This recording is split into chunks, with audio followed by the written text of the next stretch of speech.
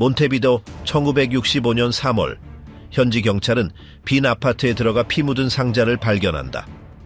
그 안에는 총 여러 발을 맞은 65살 남자의 시신이 있었고 그 옆에는 홀로코스트 기간 동안 저지른 그의 범죄들을 하나씩 나열한 미지의 그룹이 서명한 쪽지가 있었다. 사망한 남자의 이름은 헤르베르트 추크루스였으며 그는 리가 게토에서 대규모 처형을 주도하고 수천 명의 사람들이 살해당한 학살에 직접 참여한 혐의를 받은 전 SS 협력자였다. 그는 브라질에서 20년 가까이 숨지 않고 지냈으며 새로운 국적과 전 세계의 무관심으로 보호받았다. 하지만 누군가는 기억하고 있었다. 그리고 정치적 상황이 허락하자 한 소규모 그룹은 모든 프로토콜을 벗어나 행동했으며 오류의 여지 없이 행동했다. 그의 삶을 끝낸 계획은 어떻게 실행되었을까? 라트비아 서부에 위치한 해안도시 리에파야에서 헤르베르트 추크루스는 1900년 5월 17일에 태어났습니다. 어릴 때부터 비행기에 대한 특별한 열정을 보였고 이는 그가 그의 나라에서 항공 분야의 첫 선구자 중 한 명이 되는 계기가 되었습니다. 20년대와 30년대 내내 그는 조종사이자 항공기 제작자로서 명성을 얻었고 라트비아 안팎에서 인정을 받았습니다. 그는 장거리를 비행하고 자신의 모델을 만들고 국제 전시에 참여했으며 특히 라트비아와 일본 사이를 횡단하는 여행으로 인해 국민적 영웅으로 칭송받았습니다. 그의 얼굴은 신문에 실렸고 국가 훈장을 받았으며 자신의 에어클럽을 설립했습니다. 그 당시 많은 라트비아 사람들에게 추크루스는 작지만 야심찬 국가의 기술적이고 현대적인 자부심을 상징했습니다. 그러나 이러한 사회적, 직업적 명성은 제2차 세계대전 동안 그가 완전히 다른 길을 택하는 것을 막지 못했습니다. 소련의 독일 침공과 발트해 영토의 뒤이은 점령과 함께 추크루스는 빅토르 아라야스가 이끄는 악명 높은 아라야스 코만도에 합류했습니다. 이 중훈사 조직은 독일 SS와 협력하여 유대인, 공산주의자, 그리고 나치 정권의 적으로 간주되는 다른 부문들을 억압했습니다. 행정적 또는 물류 지원 역할에 머물지 않고 추크루스는 대량 폭력 행위에 적극적으로 참여했습니다. 수많은 증인, 생존자, 그리고 법원 문서는 그가 수천 명의 유대인들이 잔인한 조건에 살해된 리가 게토에서 저지른 학살과 직접적으로 관련되어 있음을 증언했습니다. 나치 정권이 라트비아에 대한 통제를 강화하면서 즉결 처형, 대량 급습, 그리고 룸블라 숲으로의 강제 이송이 체계적인 관행이 되었습니다. 그러한 맥락에서 뉘른베르크 재판과 생존자들이 수행한 조사에서 전쟁 후에 수집된 증언들은 추크루스를 이 작전들의 중심에 두었습니다. 그의 모습은 특히 여성과 아이들에 대한 극단적인 폭력 사용, 가장 잔인한 행동에 대한 그의 지속적인 존재, 그리고 그가 숨으려는 의도나 감독 없이 완전히 자유롭게 활동했다는 사실로 기억되었습니다. 압력이나 두려움 아래에서 행동했던 다른 협력자들과 달리 추크루스는 신념을 가지고 그의 역할을 수행하는 것처럼 보였습니다. 1941년에 설립된 리가 게토는 빠르게 감금, 굶주림, 그리고 절멸의 중심지가 되었습니다. 위생 조건은 비참했고 식량은 불충분했으며 감시는 치명적이었습니다. 그곳에서 추크루스의 존재는 그곳을 겪었던 사람들에게 일상이 되었습니다. 집으로의 폭력적인 침입, 공개적인 구타, 냉혹한 총격, 그리고 공동 무덤이 기다리고 있는 숲으로 향하는 트럭으로의 강제 이송이 있었습니다. 생존자들은 수많은 경우에 추크루스를 눈 하나 깜짝하지 않고 누가 살고 죽을지 결정하는 제복을 입은 사람으로 지목했습니다. 몇몇 문서는 그가 혼자 행동한 것이 아니라 잘 짜인 기여의 일부로 행동했음을 보여줍니다. 그러나 그의 모습은 그의 주연 역할 때문에 두드러졌습니다. 아라야스가 사무실과 정치적 접촉을 통해 그룹을 지휘하는 동안 추크루스는 거리에서 희생자들과 직접 접촉하며 수송 차량을 운전하고 긴 총을 휴대하는 모습이 목격되었습니다. 이러한 직접적인 개입이 시간이 지나면서 그의 이름이 다른 특공 대원들보다 더 잘 알려지게 된 이유입니다. 소련의 징역이 독일군을 후퇴시키고 발트해 재점령이 시작되었을 때 추크루스는 도망치기로 결정했습니다. 그는 범죄에 대한 자신의 개입이 그를 수배자 우선순위 목록에 올려놓았다는 것을 알았습니다. 오데사와 같은 네트워크가 조직한 비밀 경로를 이용했던 많은 나치들과 달리 그는 더 공개적인 길을 택했습니다. 그는 가족과 함께 라트비아를 떠났고 프랑스에서의 짧은 체류 후 1946년에 브라질에 정착했습니다. 브라질에서 그의 삶의 새로운 단계가 시작되었습니다. 그는 상파울루에 정착한 후 리우데자네루에서 로드리고 데 프레이타스 호수에서 페달보트를 빌려주는 작은 사업을 시작했습니다. 그곳에서 그는 비행기에 대해 아는 유럽인으로만 알려졌고 수년간 큰 문제 없이 살았습니다. 그의 이웃들은 그를 친절하고 근면하며 내성적이라고 여겼습니다. 그는 심지어 항공 관련 주제에 대한 전문가로 자문을 받기도 했습니다. 몇몇 유럽 언론인들과 이스라엘 외교관들을 제외하고는 예의 바른 태도를 가진 이 남자가 리가 게토의 가장 잔인한 처형자 중 한 명으로 지목되었던 바로 그 사람이라는 것을 아무도 의심하지 않았습니다. 브라질에서 그의 존재에 대한 첫 경보는 50년대 중반에 돌기 시작했습니다. 유럽의 출판물들은 추크루스가 남아메리카에서 자유롭게 살고 있으며 현지 당국이 그를 조사하기 위해 아무것도 하지 않는다고 지적했습니다. 유대인 단체들은 압력을 가하기 시작했지만 이 사건은 즉각적인 반응을 얻지 못했습니다. 부분적으로는 브라질이 브라질 시민이 아닌 전쟁 범죄자들을 인도하기 위한 명확한 법적 메커니즘을 가지고 있지 않았고, 또한 냉전이 한창이던 시기에 외교적 우선순위가 다른 전선에 집중되어 있었기 때문입니다. 증가하는 보고에도 불구하고 모사드는 수년간 행동하지 않았습니다. 부분적으로는 그들의 자원이 아르헨티나에서 아돌프 아이히만을 찾는 것과 같은 다른 사건들에 집중되었기 때문입니다. 게다가 결정적인 증거의 부족과 추크루스의 대중적 가시성은 비밀 작전을 복잡하게 만들었습니다. 그는 그림자에 숨어있는 도망자가 아니라 가끔 인터뷰를 하고 공식 문서의 본명을 사용하는 사람이었습니다. 이러한 역설은 혼란을 야기했습니다. 그렇게 노출된 사람이 어떻게 그렇게 끔찍한 범죄의 유죄일 수 있을까? 50년대 후반이 되어서야 사건이 다시 힘을 얻었습니다.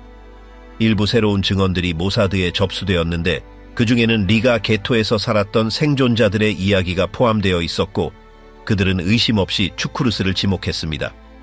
동시에 몇몇 이스라엘 요원들이 브라질에서 그의 주변을 더 면밀히 조사하기 시작했습니다. 현지 당국은 관심을 보이지 않았지만 수집된 정보는 그가 바로 그 사람임을 확인시켜 주었습니다. 그의 신원이나 과거에 대한 의심은 없었습니다. 그 순간부터 가능한 개입 방법에 대해 논의되기 시작했습니다. 당시의 정치적 맥락도 영향을 미쳤습니다.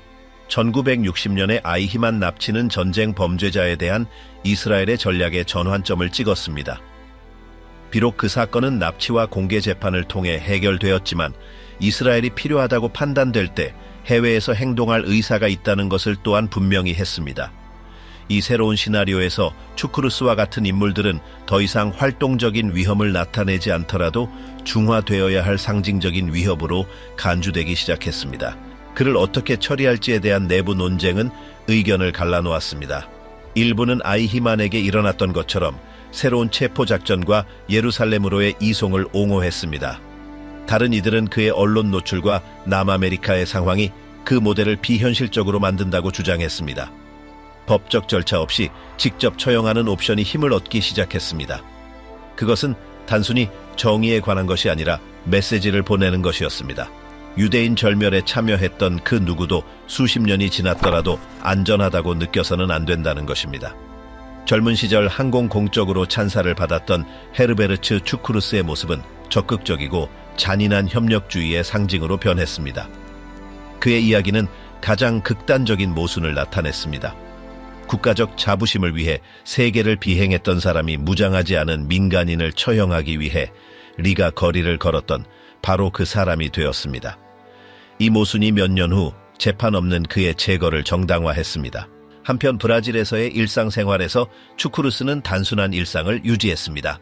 그는 호수 주변을 산책하고 고객들과 이야기를 나누고 사업을 돌보며 자신에 대해 말하는 모든 것이 공산주의자들의 비방이라고 계속 주장했습니다. 그는 후회를 보이거나 어떤 책임도 인정하지 않았습니다. 정보 서비스에 의해 입수된 기록에 따르면 그의 가족 또한 부인하는 태도를 유지했습니다. 그의 희생자들의 증언과 결합된 이러한 태도는 사법적 해결책에 대한 모든 문을 닫았습니다. 한 가지 길만 남았습니다. 1964년 말에 모사드는 추크루스를 항공과 관련된 수익성 있는 사업을 약속하며 우루과이로 유인하기 위한 상세한 계획을 시작했습니다. 그러나 그 후에 일어날 일은 어떤 상업적 합의의 일부가 아니라 수년간 기다려온 복수였습니다.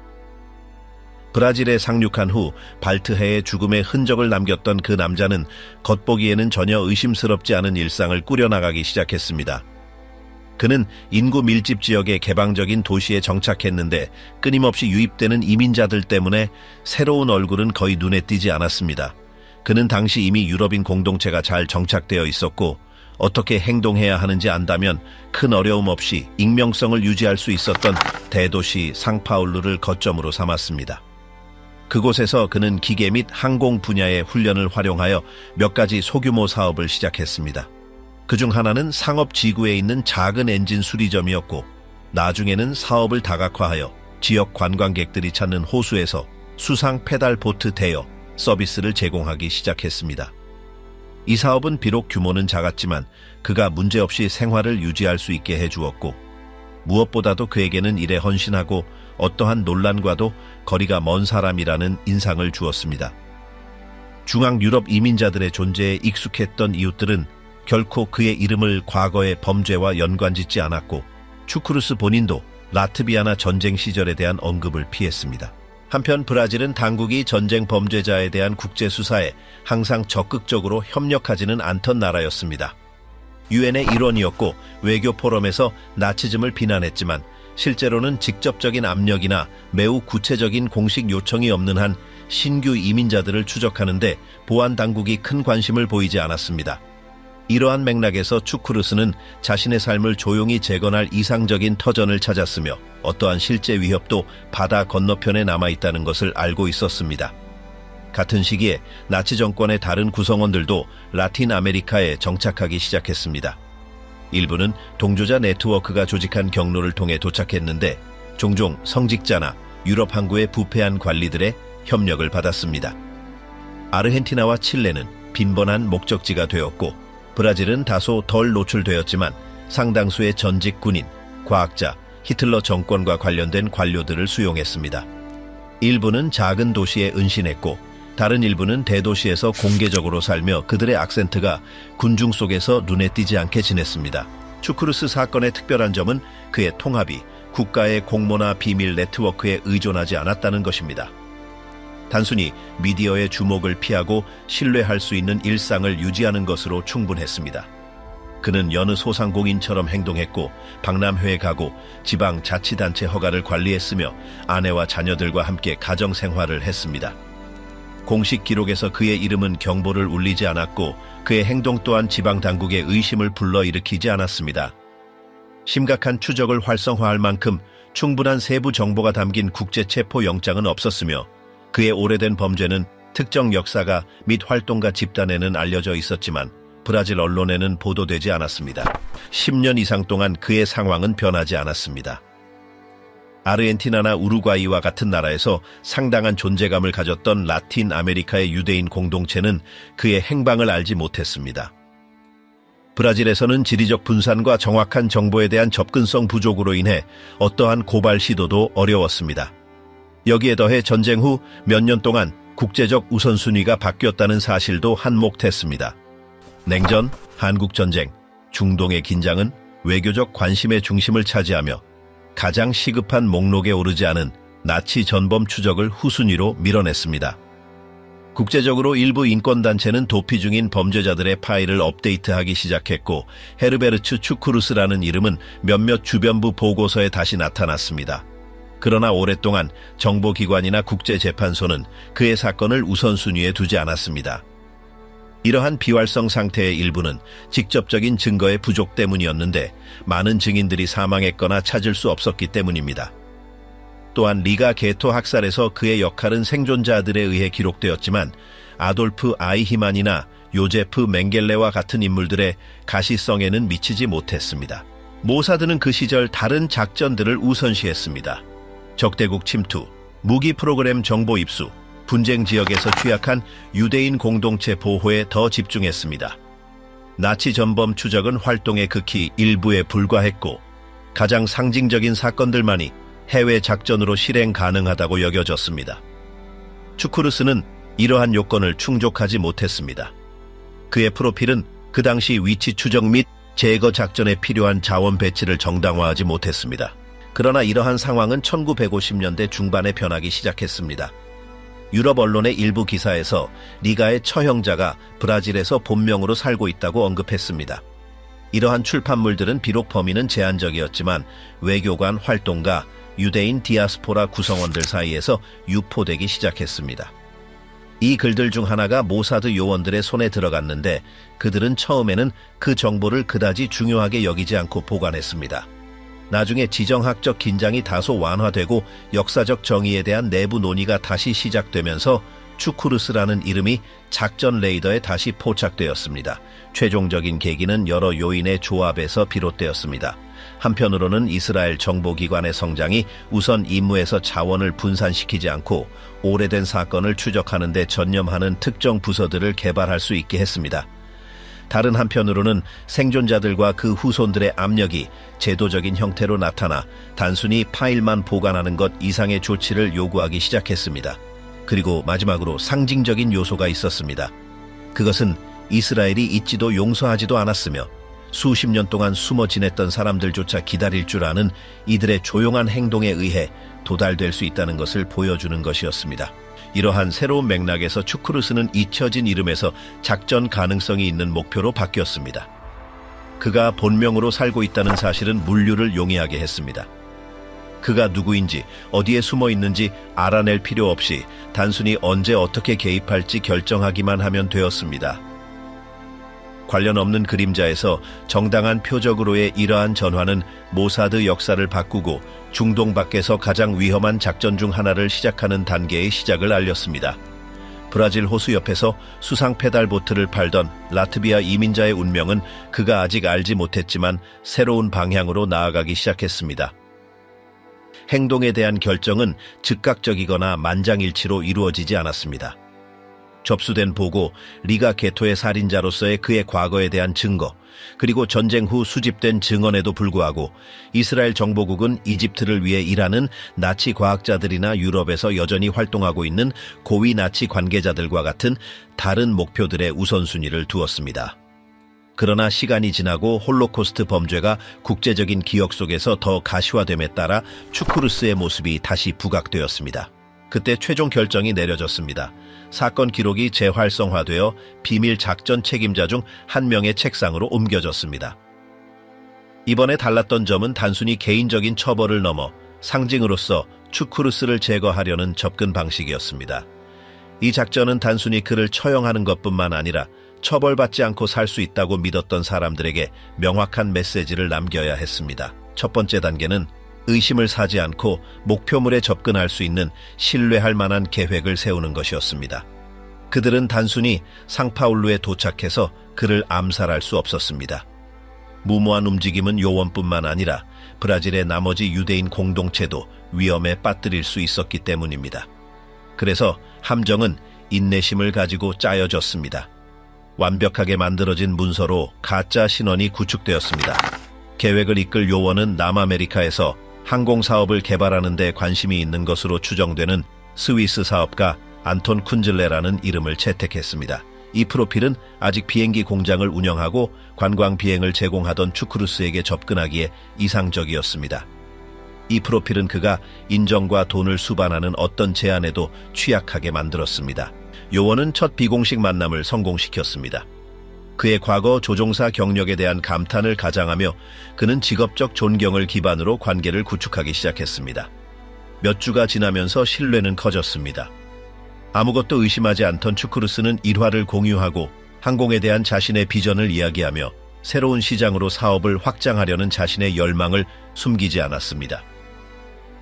우루과이의 본사를 여는 아이디어는 탐색할 가능성으로 자연스럽게 제안되었습니다. 스위스 사업가라고 추정되는 그는 몬테비더에서 만나 계약 세부 사항을 확정하자고 제안했습니다. 그를 설득하는 것은 어렵지 않았습니다. 추쿠루스는 자신의 옛 영광을 되살릴 거래를 체결하리라 확신하며 여행에 동의했습니다. 의심을 피하기 위해 그는 작은 여행 가방만 가지고 있었고 며칠 동안 업무상 이유로 자리를 비울 것이라고 주변에 알렸습니다. 그는 한때 라트비아의 하늘을 가로질렀던 것과 같은 자신감으로 우루과이에 착륙했습니다. 몬테비더에서는 모든 것이 준비되었습니다. 모사드는 도시 외곽에 눈에 띄지 않고 통행이 없는 지역에 작은 주택을 임대했습니다. 외관은 평범한 집이었지만 내부에는 이중 잠금 장치, 방음 공간, 그리고 비상탈출로와 같은 모든 예방 조치가 취해졌습니다. 몇 명의 요원들은 이미 그 지역에 자리 잡고 있었습니다. 추크루스가 도착했을 때 그들은 친절하게 그를 맞이했습니다. 숙박과 음식이 제공되었고 다음 날 프로젝트에 관심 있는 다른 투자자들과 만날 것이라고 설명되었습니다. 그는 그들이 들려준 이야기를 전적으로 신뢰하며 불편함 없이 밤을 보냈습니다. 그가 몰랐던 것은 그날이 그의 삶의 마지막 날이 될 것이라는 점이었습니다. 새벽이 되자 그들은 그에게 계약을 체결할 것으로 추정되는 사무실로 쿤즐레와 동행하도록 요청했습니다. 이동은 짧았습니다. 일단 그곳에 들어서자 요원들은 그를 처형을 위해 준비된 방으로 안내했습니다. 그곳에서 그들은 그의 과거를 그에게 맞섰습니다. 재판이나 신문은 없었습니다. 이어진 것은 차갑고 계산된 연속이었습니다. 첫 번째 타격은 그를 무력화시키려는 의도로 직접 가해졌습니다. 그런 다음 그를 움직이지 못하게 하고 의심의 여지가 없는 일련의 치명적인 타격을 가했습니다. 시신은 포장되어 건물 안에 남겨졌습니다. 범죄를 숨기려는 의도는 없었습니다. 오히려 목표는 그의 죽음이 알려지고 그 메시지가 이해되도록 하는 것이었습니다. 그의 시신 위에는 대문자로 쓰인 간단한 쪽지가 남겨져 있었습니다. 잊지 않는 자들. 더 이상은 필요하지 않았습니다. 몇 시간 후 우루과이 경찰이 신고를 받고 현장에 도착했을 때 그들은 현장이 손상되지 않은 것을 발견했습니다. 현지 언론은 놀라움과 함께 그 뉴스를 보도했습니다. 국제 스파이 활동의 의제에 거의 나타나지 않던 나라에서 서명 없는 편지와 함께 신비한 상황에서 외국인이 살해당했습니다. 추크루스의 신원은 얼마 지나지 않아 확인되었고 나치 협력자로서의 그의 과거는 헤드라인에 오르기 시작했습니다. 우루과이 정부는 확고하게 입장을 밝히는 것을 피했습니다. 철저한 조사도 추적된 사람도 없었습니다. 그 작전 뒤에 어떤 일반적인 그룹도 초월하는 조직이 있다는 것이 명백했습니다. 반면에 이스라엘에서는 침묵이 훨씬 더 확고했습니다. 모사드 대변인은 그들의 소행을 확인하거나 부인하지 않았고 그 사건은 곧 대중의 관심에서 사라졌습니다. 그러나 정보국 내부에서는 그 작전이 성공으로 간주되었습니다. 실수 없는 처형뿐만 아니라 국가를 직접적으로 위험에 빠뜨리지 않고 미해결된 문제를 해결하는 방식 때문이었습니다. 추크루스 사건은 아돌프 아이히만과 같은 다른 임무에 나중에 적용될 전술을 다듬을 수 있게 했습니다. 비록 절차는 달랐지만 원칙은 동일했습니다. 식별하고 침투하고 접근하고 직접적인 흔적을 남기지 않고 행동하는 것입니다. 마지막 메시지의 상징성은 모사드의 내부적인 각인으로 남았습니다. 추크루스의 죽음은 단지 오염된 전기의 종말일 뿐만 아니라 이스라엘 스파이 역사에서 새로운 단계의 출발점이었습니다. 그 순간부터 작전은 오직 반응적인 것에서 벗어나 하나의 교리가 되었습니다. 정의가 미치지 못하는 곳에서 잊지 않는 자들이 행동할 것이라는 것입니다. 몬테비더에서 헤르베르트 쿠크루스의 시신이 발견된 후 며칠 동안 우루과이 당국은 결정적인 공식 발표를 삼갔습니다. 시신은 버려진 창고 안에서 발견되었으며 묶여있고 총상과 고문의 흔적이 있었고 동기에 대한 의심의 여지가 없는 쪽지가 함께 있었습니다. 문서도 지문도 없었습니다. 아무도 아무것도 보지 못했습니다. 지역 언론은 보복이나 개인적인 복수를 추측했지만 시신과 함께 발견된 손으로 쓴 메시지는 공식적으로 존재하지 않는 단체가 서명했으며 외부에서 신중하게 조직된 작전을 지시하고 있었습니다. 비밀스러운 상황에도 불구하고 여러 국가의 정보기관은 이것이 비밀 작전 경험이 있는 조직이 계획하고 실행한 전문적인 처형이라는 것을 이해했습니다. 모사드 내부에서는 쿠크루스 암살이 즉각적인 성공으로 제시되거나 공개적으로 기념되지 않았습니다. 이는 기밀 연구 사례로 편입되어 제한된 회의에서 분석되었고 신입 요원들에게 접근, 조작, 추출 및 처형 기술을 훈련하는 데 사용되었습니다. 작전 중에 내려진 결정들은 단계별로 분석되었습니다. 스위스 사업가의 가짜 신원이 어떻게 고안되었는지부터 현장에 흔적을 남기지 않기 위해 사용된 절차에 이르기까지 모든 요소가 내부 참고 자료가 되었습니다. 아돌프 아이히만처럼 나중에 추적될 다른 목표물들과 달리 부에노스아이레스에서의 그의 납치는 국제적인 언론의 주목을 받았지만 쿠쿠루스 사건은 의도적으로 뒤로 밀려났습니다. 이스라엘은 확인도 부인도 하지 않았습니다. 공식적으로는 저작권을 주장하지 않았습니다. 내부적으로는 이 전략이 외교적 갈등을 피하는 방법일 뿐만 아니라 사법 절차나 공개적인 파급 효과를 필요로 하지 않는 선택적 처형 모델을 시험할 기회로 정당화되었습니다. 모사드 훈련에서 이 작전은 교본의 예시로 알려지기 시작했습니다. 각 단계가 실행된 정확성뿐만 아니라 비밀 작전의 한계를 시험할 수 있었기 때문입니다. 윤리적 함의뿐만 아니라 기술적인 측면도 논의되었습니다. 도망자의 신뢰를 얻는 방법, 여행을 설득하는 방법, 통제된 장소로 데려가는 방법, 의심을 사지 않고 그를 무력화하는 방법. 이로써 쿠쿠루스의 제거는 나중에 선택적 암살 교리라고 불리게 될 것의 첫 번째 공식적인 시범이 되었습니다. 수년에 걸쳐 그 교리는 공식화되었습니다. 선언된 정책이 아니라 이스라엘의 일부 적들은 재판, 신문, 법정 없이 제거되어야 한다는 논리에 기반한 관행으로서 말입니다. 쿠쿠루스는 뮌헨 테러 공격 책임자 72명의 소탕과 같은 훨씬 더 잘 알려진 다른 작전들의 직접적인 비공식적 전례였습니다. 차이점은 맥락에 있었습니다. 1965년에 홀로코스트 서사는 나중에 얻게 될 국제적인 정치적 중요성을 아직 갖지 못했습니다. 라트비아 협력자의 제거는 세계의 관심을 끌지 못했습니다. 그러나 모사드 내부에서는 이는 이전과 이후를 확연히 갈랐습니다. 정보기관 내부에서 가장 길었던 논쟁 중 하나는 쿠쿠루스의 죽음이 대중에게 메시지를 보내는 데 사용되어야 하는지 여부였습니다. 일부 국장들은 다른 살아있는 나치 도망자들에게 경고하는 형태로서 저자 권한을 공개하는 아이디어를 옹호했습니다. 다른 이들은 침묵이 두려움을 강화한다고 주장했습니다. 누가 뒤에 있는지 아무도 모른다면 어떤 도망자라도 다음 희생자가 자신이라고 상상할 수 있었을 것입니다. 결국 작전적 익명성 정책이 시행되었습니다. 쿠쿠루스는 공식적인 서명 없이 처형되었고 그의 사건은 흔적 없이 완수된 임무로 비밀 기록에 남았습니다. 라틴 아메리카에 미친 영향은 제한적이었습니다. 우루과이에서는 며칠 만에 이 사건이 표지에서 사라졌습니다. 쿠쿠루스가 몇 년 동안 완전히 자유롭게 살았던 브라질에서는 당국이 그의 과거를 언급하는 것을 피했습니다. 국제 유대인 공동체는 신중하게 반응했습니다.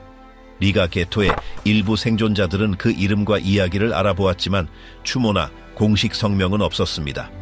세계의 눈에는 쿠쿠루스는 해결되지 않은 사건에서 살해된 또 다른 외국인일 뿐이었습니다. 그러나 이스라엘 국가 내부에서는 이 작전이 전략적 성찰 과정을 불러일으켰습니다. 그 후 몇 달 동안 목표를 선택하기 위한 새로운 기준이 마련되었습니다. 신원을 확인하고 심리 프로필을 설계하며 대사관이나 외교 구조에 피해를 주지 않고 임무를 수행하기 위한 절차가 정의되었습니다. 몬테비더 사건은 처형 후 팀을 철수시키는 어려움과 같은 사소한 오류를 감지하고 향후 작전의 프로토콜을 수정하는 데 도움이 되었습니다. 쿠쿠레스와의 경험은 모사드가 남미의 네트워크를 구축하는 방식에도 영향을 미쳤습니다. 상업적, 관광적 또는 외교적 위장 아래에서 활동할 수 있는 요원들의 모집이 우선시되었습니다. 정보원 및 물류 지원 역할을 하는 현지 유대인 공동체와의 비공식 협력이 강화되었습니다. 그 순간부터 나치 절멸에 참여했다고 의심되는 누구든지 국제사법 명령이 없더라도 목표물로 간주될 수 있었습니다. 이와 동시에 요원들을 역사적 정의의 집행자로 묘사하는 내부 서사가 강화되었습니다. 세계가 홀로코스트의 모든 책임자들을 처벌하지 못했다는 생각은 모사드의 행동을 정당화하는 도덕적 기반이 되었습니다. 쿠쿠루스는 그 공백의 상징이었습니다. 알려진 범죄자이며 그에 대한 증언이 있고 실제 이름으로 자유롭게 살고 있었습니다. 그의 죽음은 단순한 처벌이 아니라 응답하지 않았던 시스템에 대한 상징적인 보상이었습니다.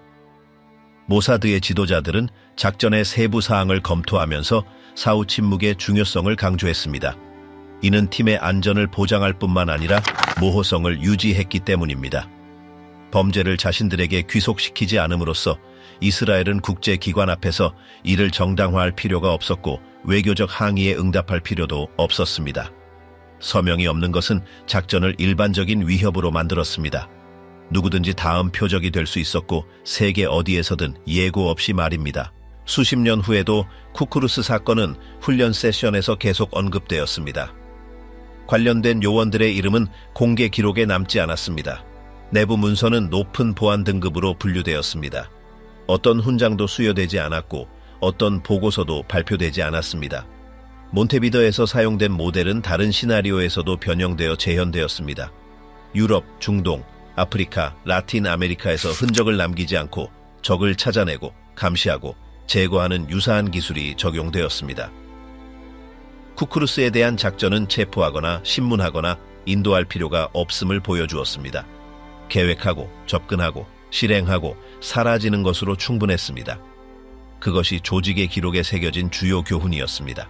시간이 흐르면서 이러한 종류의 행동에 의문을 제기하는 목소리가 나왔습니다. 일부 전직 요원들은 은퇴 후 도덕적 딜레마에 대해 성찰했습니다. 정의는 어디서 끝나고 복수는 어디서 시작되는가? 누가 죽음을 마땅히 받을 사람을 결정하는가? 실수가 발생하면 어떻게 되는가?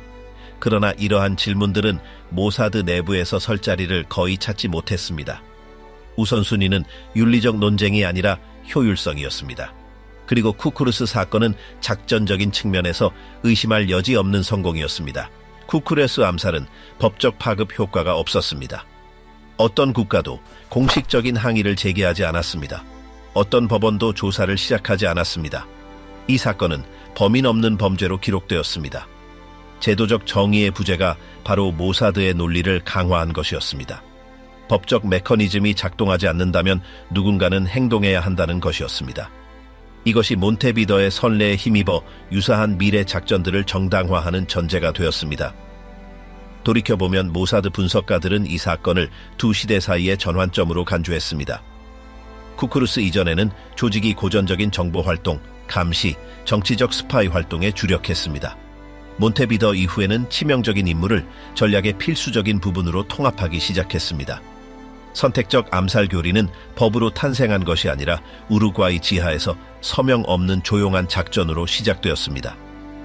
그 유사는 수십 년 동안 지속되었고 새로운 맥락과 위협에 적응했습니다. 시간이 지나면서 모사드는 드론, 독극물, 디지털 사보타주와 같은 더욱 정교한 절차를 개발했습니다. 그러나 쿠쿠루스에 대한 작전의 본질은 참고 자료로 남았습니다. 그 화려함 때문이 아니라 그 단순함 때문이었습니다. 식별하고 고립시키고 실행하는 것. 연설 없이, 증인 없이, 대중의 기억 없이.